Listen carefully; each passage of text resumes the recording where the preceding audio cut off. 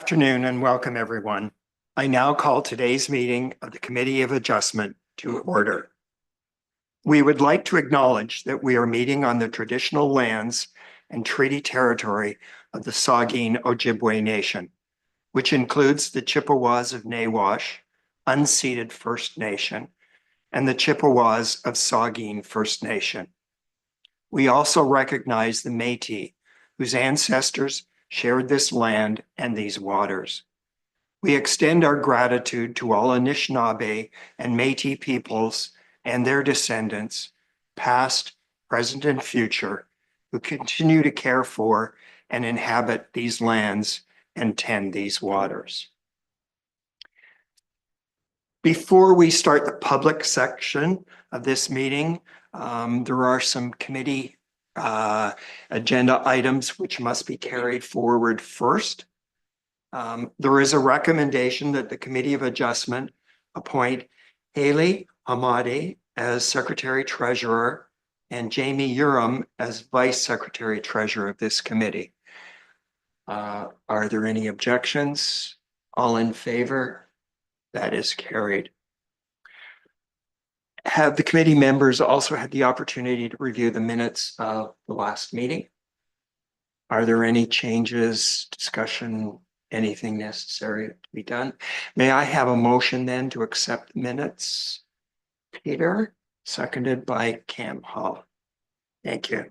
Excuse me, if I may, Mr. Chair. Yes. We needed a mover and a seconder on the motion to appoint a new secretary treasurer. Do you mind returning? And I didn't realize because it was only listed as a recommendation as opposed to a motion. yeah, that's our mistake, but we do need that.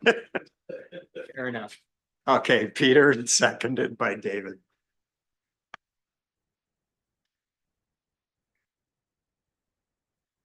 The purpose of this meeting is to review applications for minor variances as well as consent to sever applications as they apply to the lands within the municipality of Meaford. Let me start by first introducing the members of this committee. On my far left, Mr. Peter Tovel. On my far right, Mr. David Cramp, Mr. Cam Hall, who's the vice chair, and I am Terry Williams, chair of this committee. On behalf of the committee, I would like to formally welcome members of the municipal planning staff attending for the first time.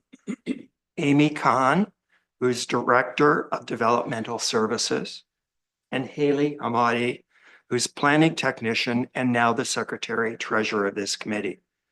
The other members of the planning staff here today are Helena Fascinato, Planner, and Michael Kelly, Planner.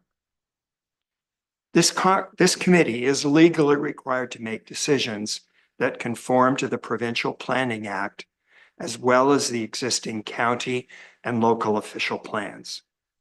Based on those documents, as well as any additional relevant correspondence, the municipal planning staff have prepared detailed reports and provided this committee with their recommendations. The community is encouraged to share their thoughts about any proposed application.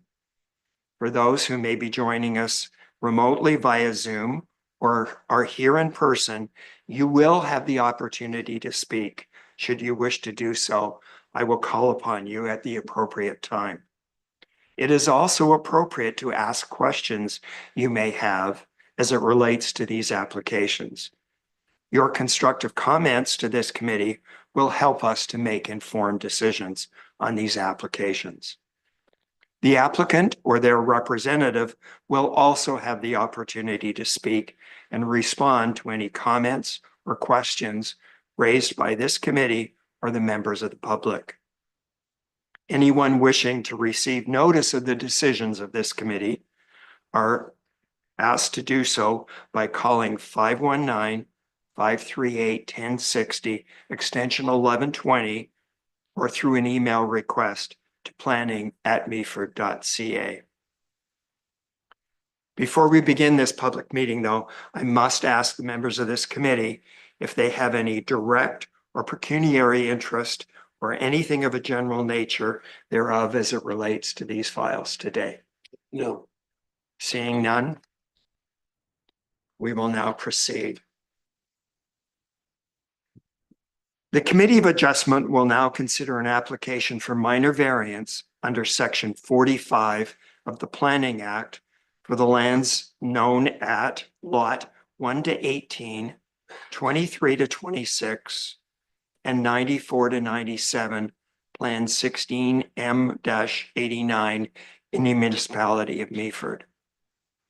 The requirement to hold this meeting is that there must have been at least 10 days' notice as prescribed by the Planning Act. Haley, can you please confirm to me the date the notice was published and calculate that we've had at least 10 days' notice? Through you, Mr. Chair. So notice was provided on July 3rd, 2025, giving more than the required 10 days notice. Thank you. Michael, can you please summarize the application and provide us with any comments that have been received concerning this file? So through you, Mr. Chair, this application pertains to a number of parcels within the Loon Call subdivision and requests relief from Section 5.5B of zoning bylaws 60-2009 to permit a building containing 3 or more dwelling units to have parking spaces in a front yard. Purpose of this application is that the proponents wish to construct homes which accommodate 2 additional residential units within the principal structure. Doing this is already permitted by the zoning on the properties in question.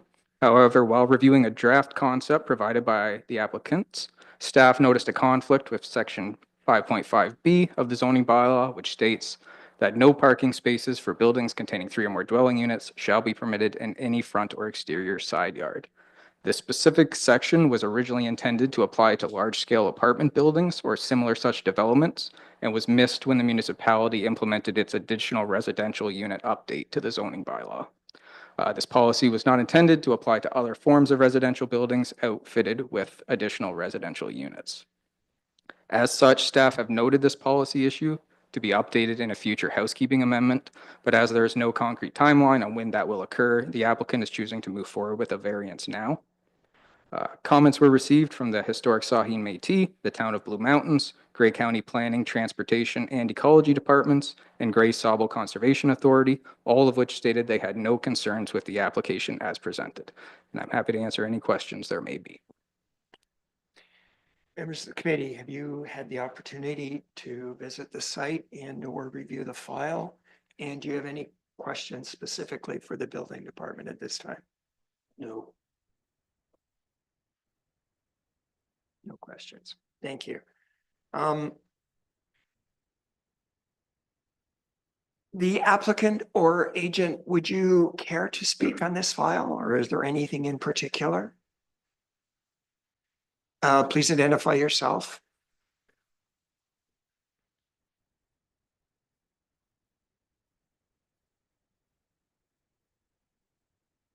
Rob Armstrong, planning consultant on behalf of M1 Developments in Nortterra. Michael did a great job explaining it. I'm just here if there's any questions of the committee. Thanks. Thank you. I do have a couple of questions, though, specifically for you.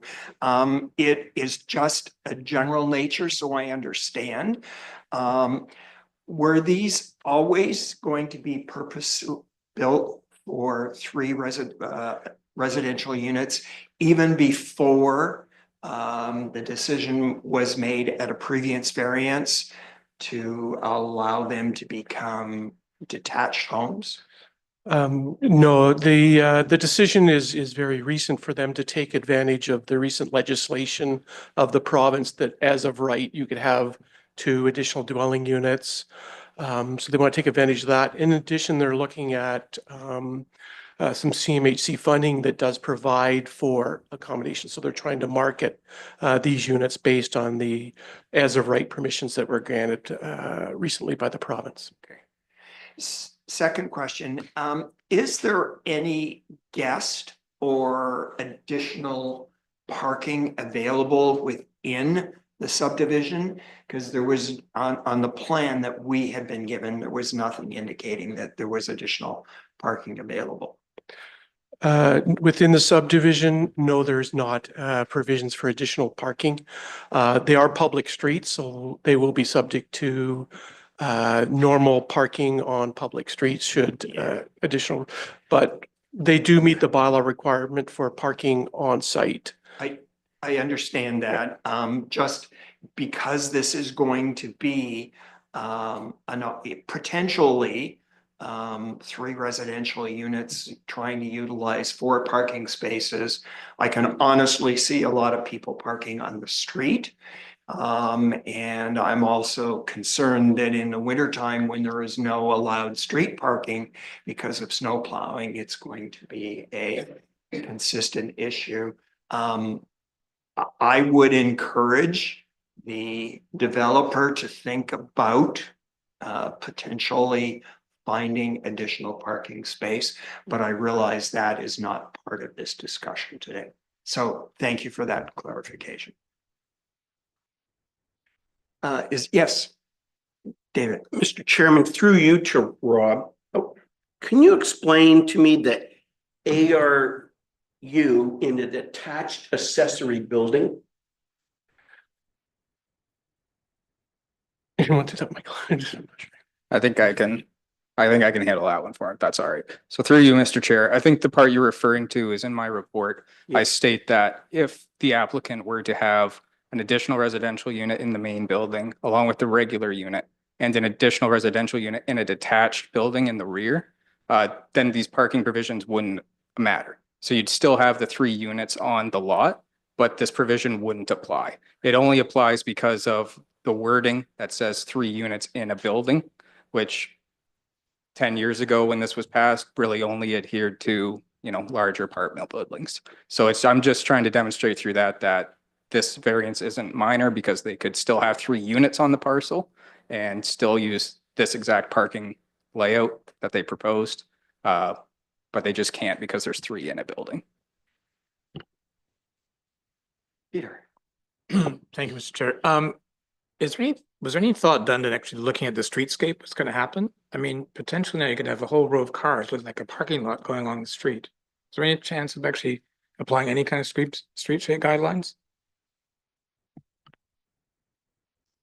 So street parking would have been considered at the subdivision stage when they went through that. And each of these parcels, as far as I'm aware, was always intended to have a driveway laid out in this way, just maybe not the additional units. So as Rob said, any parking that happens on the street would just be subject to the standard requirements for parking on a public street.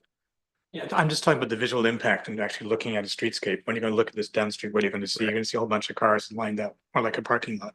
Right. I get what you're saying, but at this stage, there's no real way to attack that through this variance or to consider that through the variance. Would have had to have done at the stage of the subdivision. Are there any design guidelines put in place during this site plan approval process?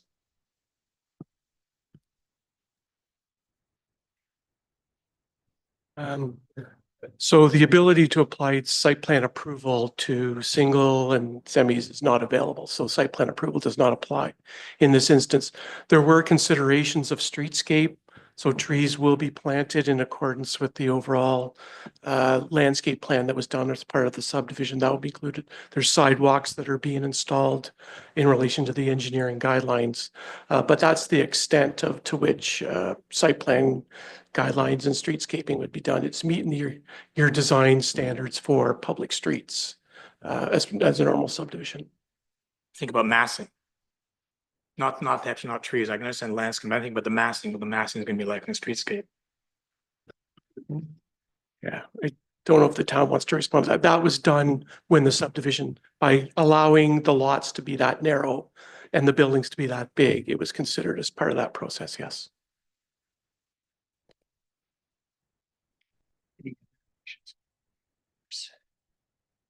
This is the opportunity for the public. If there is anyone wishes to speak on this or have any questions.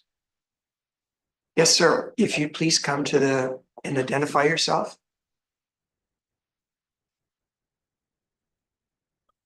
My name is Brian Martin. I live at 221 Equality Drive. I live in a townhouse. The proposed amendment is on the opposite side of the street, and to be putting a sidewalk along that side. I just can't see any available parking on that street as it is the way it's set forth right now. So if they want to impose parking on the main street, I don't think it's gonna be feasible. Because of the small lots on the south side of the street where the townhouses are, they're 20 feet wide. And on the opposite side of the street, there's a sidewalk. So they may be lucky to get one car in the driveway without impeding the sidewalk itself. That's my only concern. Thank you. Relative to the design and the space requirement on the driveway, is it acceptable to get two cars parked one behind the other? Yeah, through the chair. So the parking will all be on the lot. They're moving the buildings. They're quite deep lots. So they're moving the buildings further back than the bylaw requires. So you'll be able to get stacked parking, 2 parking spots, as you can see on the site plan. Then you get to the municipal road allowance and the sidewalks out on the road allowance. So there will be no impediment of the sidewalk in relation to the stacking of 2 parking spaces. Right. Relative to your question and comment about street parking, that is outside the purview of this committee. The committee is only here to grant the variance as it relates to the ability to have the parking in front of the building. And I encourage, obviously the municipality will be in a position to have to address issues and look at issues of parking on Equality Drive. I understand that. Right now, on both sides of the road, there's no parking signs up already. Yeah. Any other? Mr. Chairman, one question for Rob. With all these houses, do you have any idea how far the gap is between driveways? I'm sure that all these houses each have their own driveway coming out into the road. Is that correct? So what the design, I believe, is having, and it's available to do it when you share driveways, bring the driveways together and attach, so it leaves more open space. I believe there's, I can't recall the site plan. Sorry.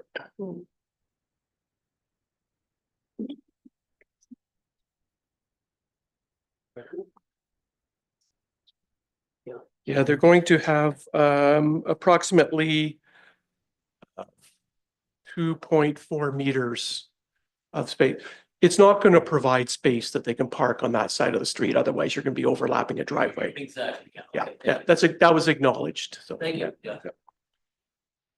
Yes. Please come to the microphone and identify yourself. I'm Roy Meredith from 219 Equality Drive. I just wanted clarification. I've got the mailer that we received in the mail and it's highlighted certain properties. Are these the ones that we're talking about that are going to become triplexes versus duplexes? I just need some clarification on that. I couldn't really tell on the back that it's quite blurry. Yeah, the ones that are highlighted are the buildings in question for this variance. So they're going to be going from duplexes to triplex? Is that correct? They originally were semi-detached. Semis, correct, yeah. And there was a request to create single detached dwellings.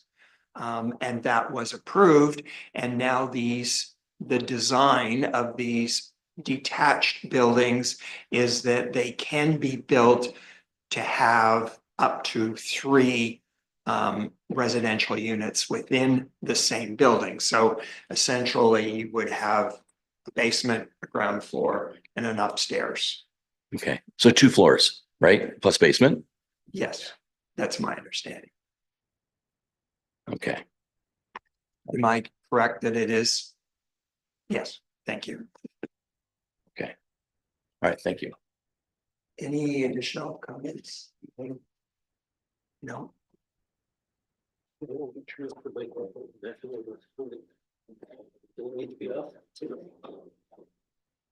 Any final comments or questions from the committee? No. Can we then have the suggested decision? and conditions of approval.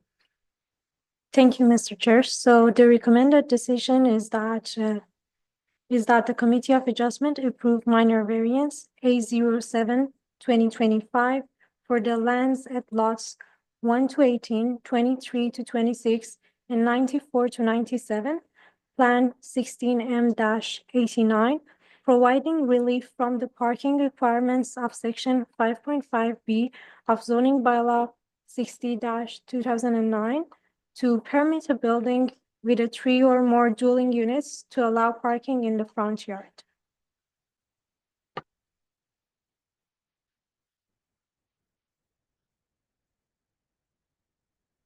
Any comments, from the committee members? Call for a motion then on the decision as read by the Secretary Treasurer.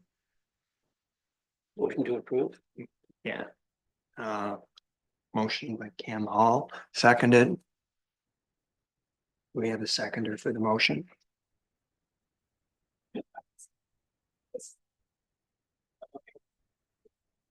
Nor mine. Thank you.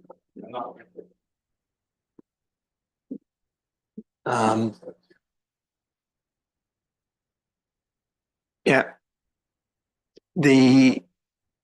What is your concern with the suggested decision? My concern is we have two guys who just bought in a new subdivision out there or leasing or whatever it is, and they're here with concerns already. I don't like the idea that there's 4 parking spaces for 3 units. And they've indicated that there's no parking signs on both sides of the road now. We know what that's going to cause. That's my concern. I totally agree with. And my other concerns, but just I'm asking for the sake of both streets. Well, that's correct. It's not fair to exactly new owners across the board. From a municipal perspective, the zoning bylaw has been approved to allow 3 residential units within the same building. And the parking section states you only need 2 parking spaces for the main building and 1 for each of the additional residential units. So by definition, this meets the intention of the zoning bylaw. The only thing it does not do is there was this section that stated if there was more than 3 residential units in. So from a perspective, does anyone have any additional thoughts, comments? Yes, Cam. I totally agree that the parking has the potential to be a mess. Whether at this stage, at this particular point in time, we're in a position to actually do so, I don't know. I feel that these people, the developers, they're within their rights of what they're doing. How we address at this late stage the parking is, I must confess, it will be a problem if it isn't already. But I guess I feel that the developer has a right to do what they're doing. Mr. Armstrong, with respect to the decision today, and the issue is clearly parking. All of us have the same concern and have raised that right from the beginning. The question becomes, would the developer consider finding space for guest parking or overflow parking? Unfortunately, the subdivision's draft approved, it's all approved, zoned to do what they're intended to do. The only additional lands is actually land that's set aside for a park. And I don't think that the use of the park would be a welcome use for visitor parking because it's also supposed to be parkland for play areas and things like that. So unfortunately, there's no identified area to create a visitor parking lot. The other thing is it's a conventional plan of subdivision. So you have the public roads, you have individual private owners and private lots. Then it becomes who's responsible for a communal parking area. You almost need a condominium corporation to oversee that. So there's a lot of concerns with creating public parking areas in relation to that. All I'll say is that the provincial legislation was very prescriptive province-wide to allow two ADUs, whether they're in the dwelling or whether you have one in the dwelling, one in the back, and we wouldn't even be here today if that's, and they were considering that, but they wanted to reduce the massing and just have it within one building versus having an accessory building in the back to allow it. The other thing that was allowed that historically hasn't been allowed is tandem parking. The legislation that came through from the province says that you must allow tandem parking. So meaning the two accessory units can park back to back and the individual people have to make arrangements to pull one car out so the other person can get out. I find it a bit of a challenge, but again, the provincial government has allowed that as of right. I would just say that that we're here today because of an oversight when they did the parent bylaw. There is an intent of the municipality to correct that oversight. A lot of the things are there, but it's going to be up to the individual. They'll be aware of those parking restrictions on the road, and they'll have to deal with it. They'll have to deal no different than if you're in a downtown area and there's no additional place to park. You just have to accept those rules. Thank you. Is there any intention that the municipality will basically change the regulation, the zoning regulation with respect to the in the immediate future? So the specific, through you, Mr. Chair, just to clarify, the specific 5.5B, you're asking if we have an intention to change it in the immediate future? That essentially says it can't, which is because this is the oversight that's creating the issue at the moment. Yeah, so through you, Mr. Chair, so planning staff maintains a list of policies that don't quite function as intended that we found over time. And at certain amounts of time, we bring forward a municipally initiated zoning bylaw amendment that corrects these or brings them forward to be corrected. The intention of planning staff is that this will be changed at that next time that happens. We don't know when that'll be, but at the time it comes up, it will be presented in front of council and they will make an ultimate decision, but it is our intent that this be changed to raise that limit for the number of dwelling units in a building so that it no longer applies in this situation, because in this situation, it was never meant to apply. And it goes directly against provincial direction. Yes, sir. Yes, certainly. I apologize. We never really knew what this was about. We got this in the mail. Didn't really describe it much in terms of the description. So we're just learning about the three units, and we're definitely opposed to it. Like, I'm just wondering, like, what happens to us? It's going to really affect the whole neighborhood. There's really only one strip of homes, and this is going to be right across the street. They're all going to be changed to triplexes, and it's going to really change a lot in terms of values of our properties. So we're definitely opposed to this, and just learning about it now. And I can tell you that our neighbors aren't aware of this. They thought it was parking on the street. It's what they thought it meant. It's really not very descriptive in the description. So I just want to make that clear that we're opposed to it. I understand, but that the bylaw was passed by council that allowed for three basically residential units within the same building. So that has nothing to do with us. Yeah. We were not involved. That was strictly. When did they pass it? When they did it- this subdivision? Or after?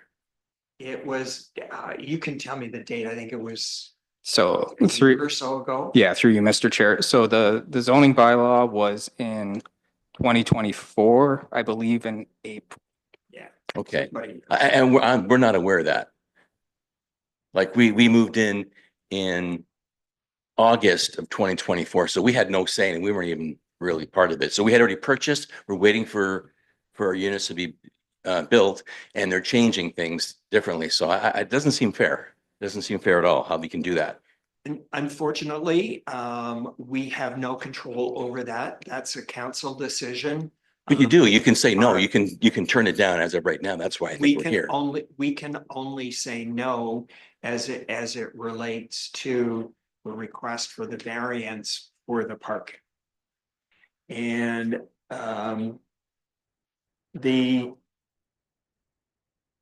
if I understand it correctly, just so the committee is aware, if we are tied, there is basically a decision not to approve the variance.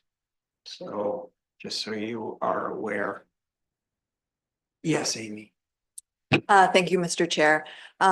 If committee finds that it is at an impasse today, as an option, it may be possible to defer the decision and to allow a staff, acknowledging that the subdivision has been designed and likely that design predated either the provincial direction on accessory residential units, or certainly the idea of adding two ARUs to the units as described by Mr. Armstrong. So acknowledging all that, we could go back to staff and just look a little bit closer at the capacity of the streets and the intention of that time to house potential overflow parking.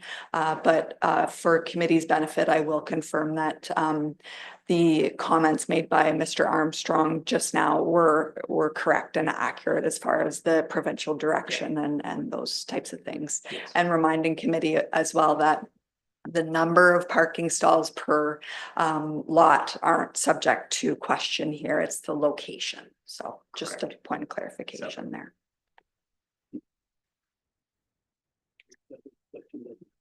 Sorry. Yes. Out of curiosity, when I first purchased up in Meaford, I thought it was just a one builder LCDG. Then once I moved in, I found out there was 3 different builders. Now, when LCDG offered their homes, they specifically said single family dwellings. And that's when I decided to come up to Meaford and purchase in a suburb or development where it would be single family dwellings. You must understand, I came from Toronto. I escaped that in Toronto to come up here to have a piece of property with more land and less occupants in a smaller subdivision. And now I feel like I'm facing the same dilemma now up here that I did in Toronto. Thank you. Thank you. So, is there a motion then to defer this decision until such time as staff can have an opportunity to look at potential solutions or opportunities to resolve this concern? Peter, and do we have a second? David. So the motion is that we defer this decision today rather than not vote on it. And that will give the opportunity for both the planning staff and the builders to address some of the concerns that they've heard today. Any further discussion on that motion? All in favor? That motion is carried. Thank you. Will we be invited to the next meeting? The planning staff notifies everyone in the immediate area when this will come back before the committee again. Yes, Amy. Sorry, Mr. Chair, for the deferral will automatically mean that this matter is just pushed to the next committee of adjustment meeting and no additional notice will be given Okay, for this application. then for the record, the next meeting is scheduled for August the 27th here at 3 o'clock.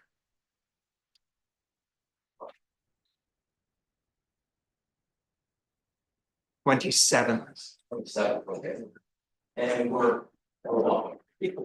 Absolutely. And we appreciate your time today. Thank you.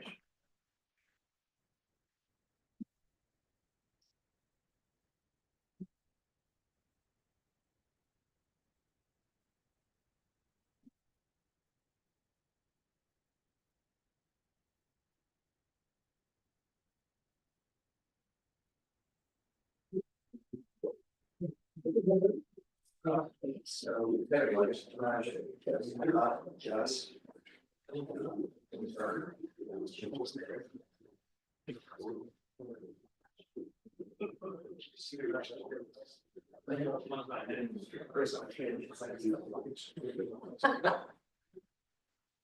Yeah. Changed it to defer.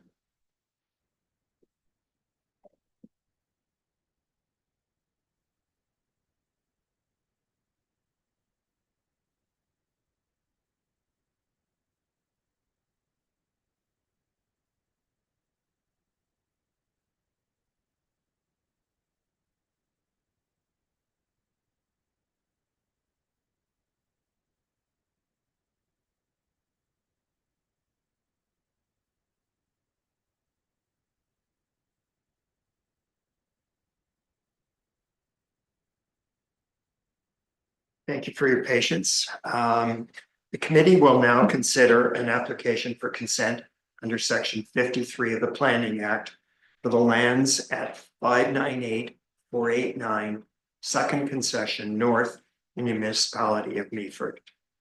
The requirement to hold this meeting is that there must have been at least 14 days notice as prescribed by the Planning Act. Haley, can you please confirm to me that the date of the notice was published and calculate that we've had at least 14 days notice? Thank you, Mr. Chair. So notice was provided on July 3rd, 2025, giving more than the required 14 days notice. Thank you. Elena, can you please summarize this file? Thank you, through you, Mr. Chair. So the property owners are requesting to sever a portion of vacant lands on their property at Second Concession North. And these will be added to the property adjacent to the north by way of lot addition. So this adjacent parcel is owned by the Bruce Trail Conservancy. And I know this committee is familiar with their conservation organization. So the purpose of the lot addition is to secure a portion of the Bruce Trail optimum route corridor. And that would provide public access to the Niagara Escarpment Plan area and help protect the natural environment, including the habitats of species at risk. So the subject lands are within the Niagara Escarpment Plan area, and the Niagara Escarpment Commission has provided comments in support of the severance. So they've noted that a development permit is not required in this instance. Comments with no concerns were also received from the historic Saugeen Métis, the town of the Blue Mountains, Grey Sauble Conservation Authority, as well as the county. And local and county policies, they do defer to the Niagara Escarpment Plan for lands within the Niagara Escarpment Plan area. But under our comparable rural policies, severances for conservation purposes are supported. I'm happy to answer any questions. Thank you. Any members of you had the opportunity to visit the site and or review the file? Do you have any specific questions for the planning staff? No. Thank you. The applicant or their agent wish to say anything? If you're live, please go ahead. Hi, good afternoon. Can everybody hear me? Yes, we can. Thank you. Yes, my name is Joel Swaggerman. I'm with the Bruce Trail Conservancy. I have nothing to add to the report. It's a full report, so I'm just here to answer any questions if there are any. Thank you.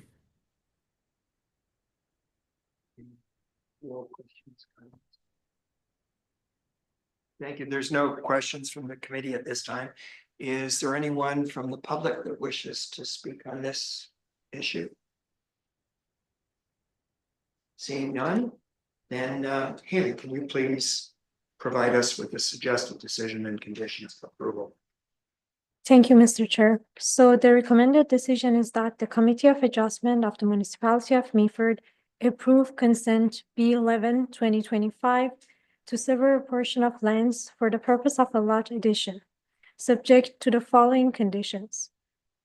First, that the applicant meets all the requirements of the municipality, financial and otherwise, for the certificate of the consent to be issued.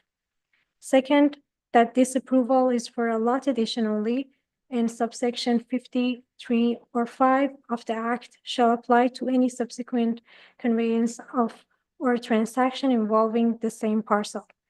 Third, the confirmation is provided that the severed parcel shall be merged on title with the abutting parcel, and any mortgage on the lot to be extended to the enlarged parcel. And fourth, that the final reference plan be provided to the municipality for review to the satisfaction of the municipality. Any discussion? No. I call for a motion then on this decision as read. And second by Peter. All in favor? That motion is carried. Haley, can you please let the applicant know the next steps?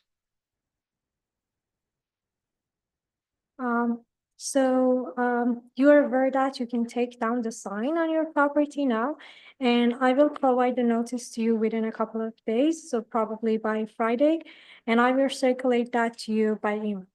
Thank you.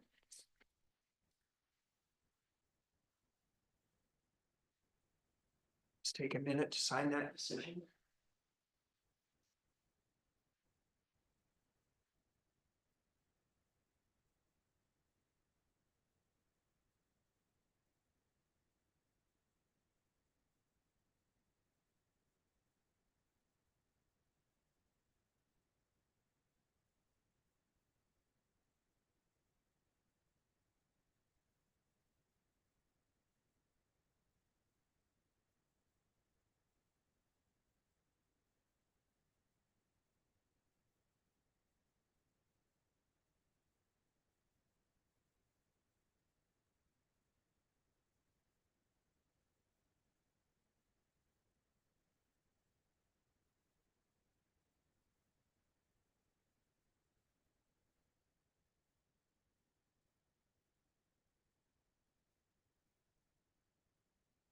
Committee will now consider an application for consent under section 53 of the Planning Act for the lands at 104-743 Gerald Shortt Parkway in the municipality of Meaford. The requirement to hold this meeting is that there must have been at least 14 days notice as prescribed in the Planning Act. Haley, can you please confirm to us the date of the notice and calculate that we've had at least 14 days? Thank you, Mr. Chair. So notice was provided on July 3rd, 2025, giving more than the required 14 days notice. Michael, can you please summarize the application? So through you, Mr. Chair, this application requests consent to sever one residential lot from an existing 77-hectare parcel. The proposed lot will be 2 hectares in size and have 130 meters of frontage along Gray Road 18. The lands would be serviced by a new private well and septic system and would have access by Gray Road 18, an open and maintained county road. The lands are designated rural and environmental protection in the Meaford official plan. Comments were received from the historic Saugeen Métis, the town of Blue Mountains, and Grey Sauble Conservation Authority, all of which stated they had no concerns with the application as presented.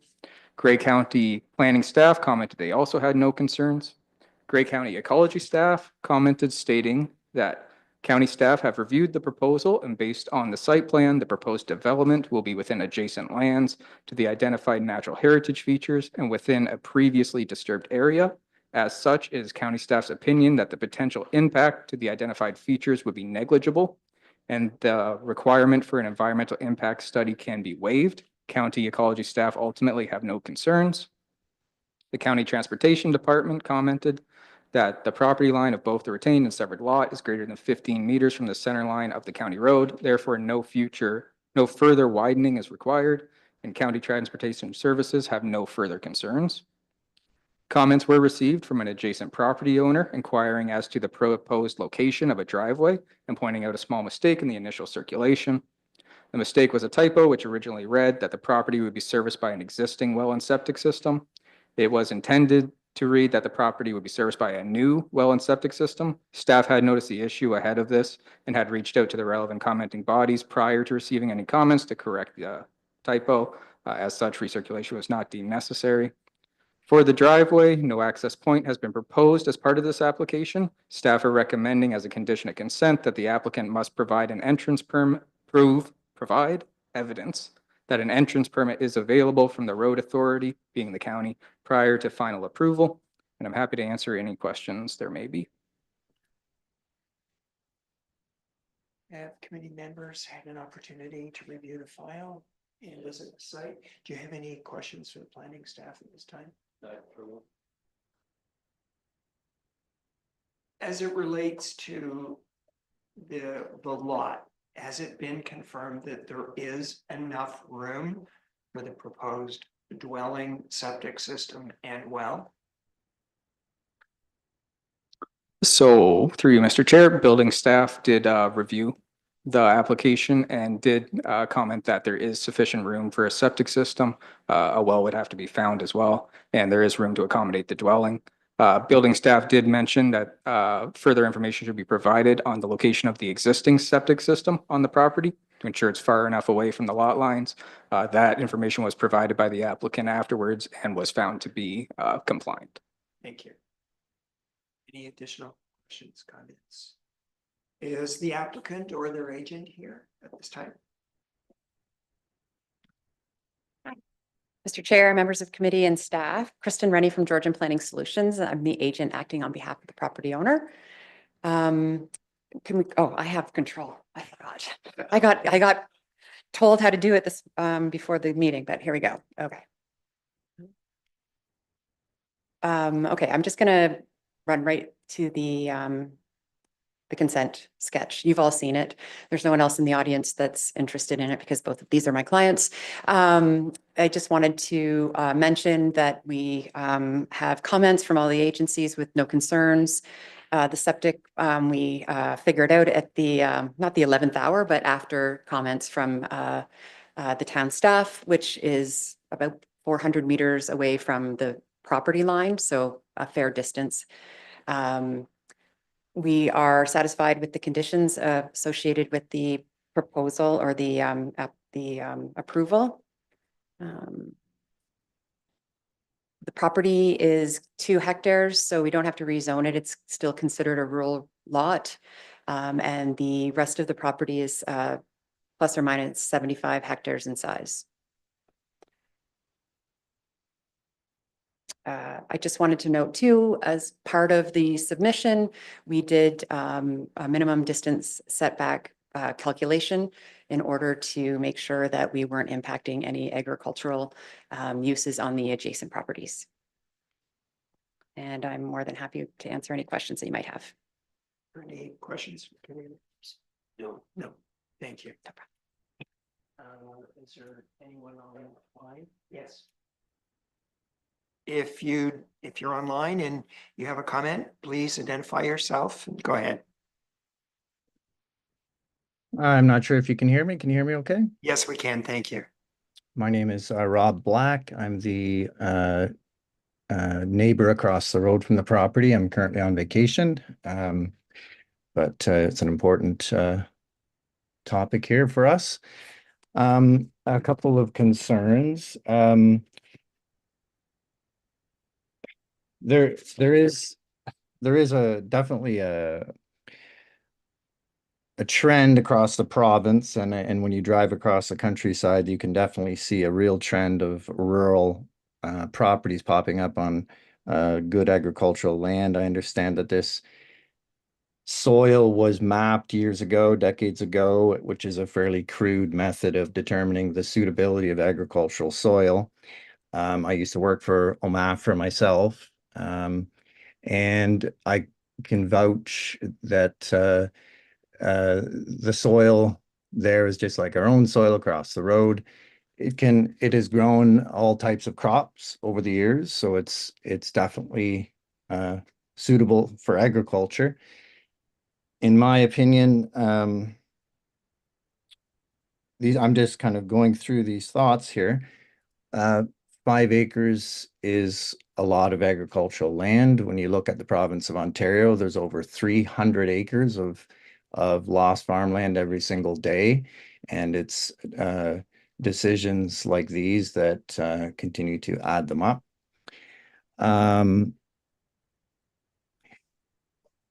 If this does go ahead, I would like to know a few things.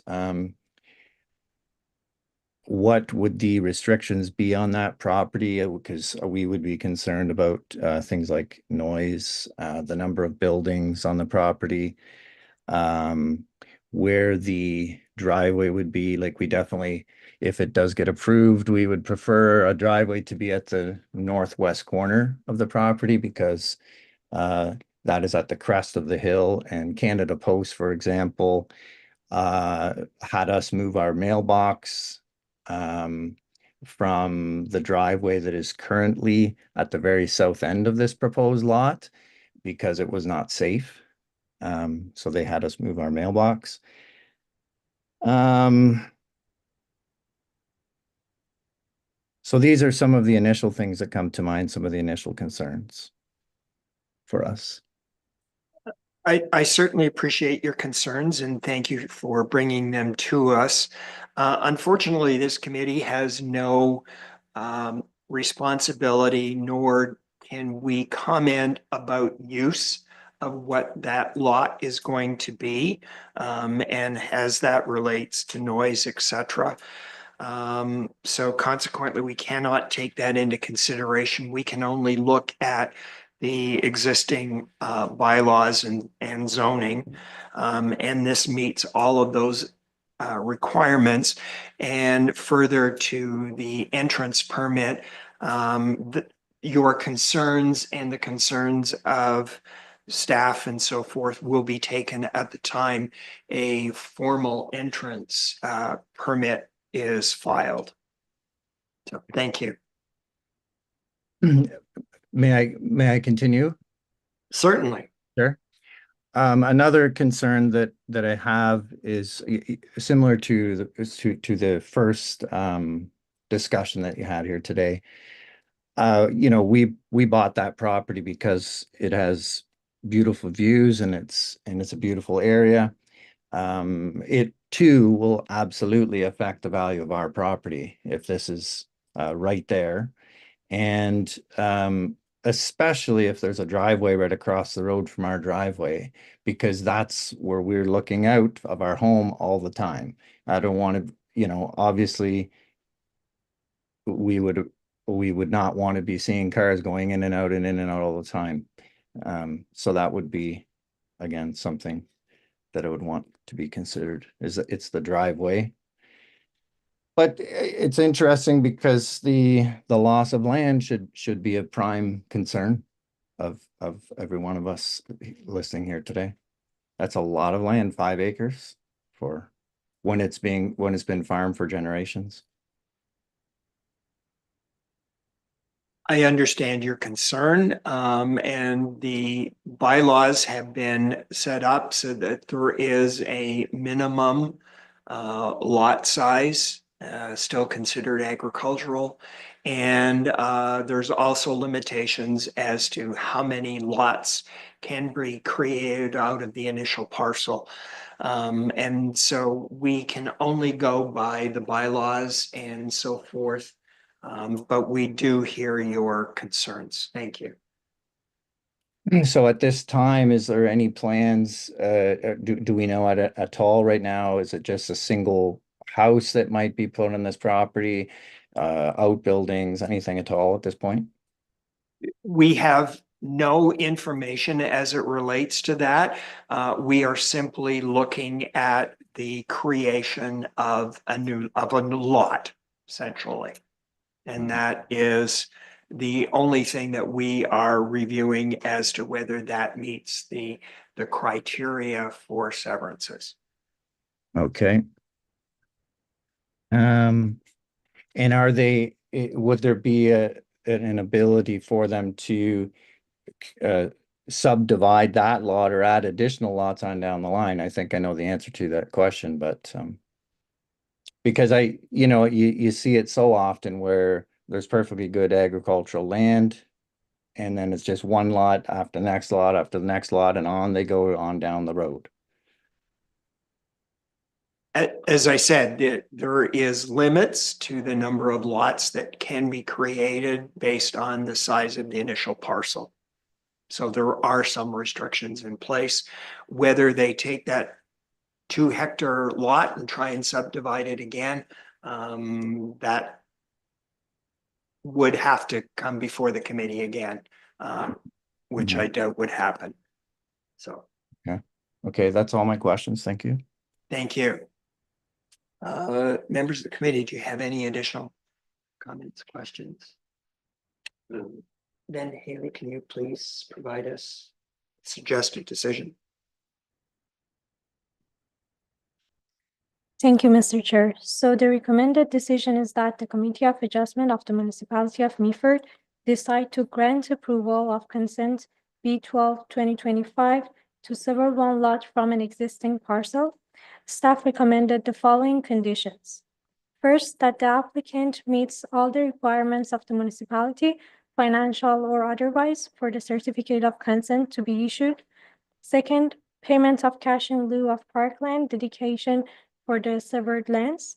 Third, confirmation that an entrance permit is available from the road authority will be provided by the applicant prior to final approval. And fourth, that the final reference plan be provided to the municipality for review to the satisfaction of the municipality. Thank you. May I have a motion? David, and seconded by Peter. All in favor? That motion is carried. Can you please outline next steps? So the applicant can now take down the sign on your property, and I will provide a notice to you in a couple of days, probably by Friday, and I will circulate that to you by email.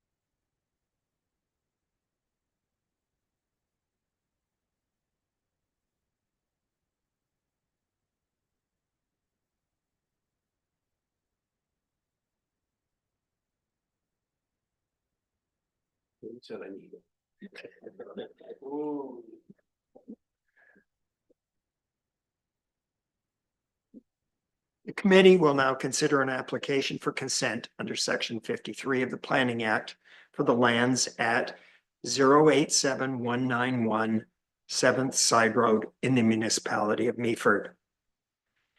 The requirement to hold this meeting is that there must have been at least 14 days notice as prescribed by the Planning Act. Haley, can you please confirm to me the date of the notice was published and calculate that we have 14 days notice? Thank you, Mr. Chair. So the notice was provided on July 3rd, 2025, giving more than the required 14 days notice. Thank you. Michael, can you please summarize this application? So through you, Mr. Chair, the applicant seeks to obtain An easement over the subject property located at 0871917 Side Road. The proposed easement is requested to provide access to the neighboring property to the north with roll number 4210 480-001-02300. The easement would be over an existing driveway on the subject lands. This easement is requested to ensure that access can be attained to the benefiting lands to the north, as the frontage of the property located on Highway 26 is not able to be accessed due to topographical and safety-related restraints. The lands are designated rural and environmental protection in the Meaford official plan. Comments were received from the Historic Saugeen Métis, the Town of the Blue Mountains, the Grey County Planning Department, and Grey Sawville Conservation Authority, all of which stated they had no concerns with the application as presented. The Grey County Ecology Department also stated they had no concerns as the driveway is pre-existing. And I'm happy to answer any questions there may be. The staff, based on your site visit and review of the file, do you have any questions? Ask planning staff at this time. No. Is the applicant, oh, their agent is here.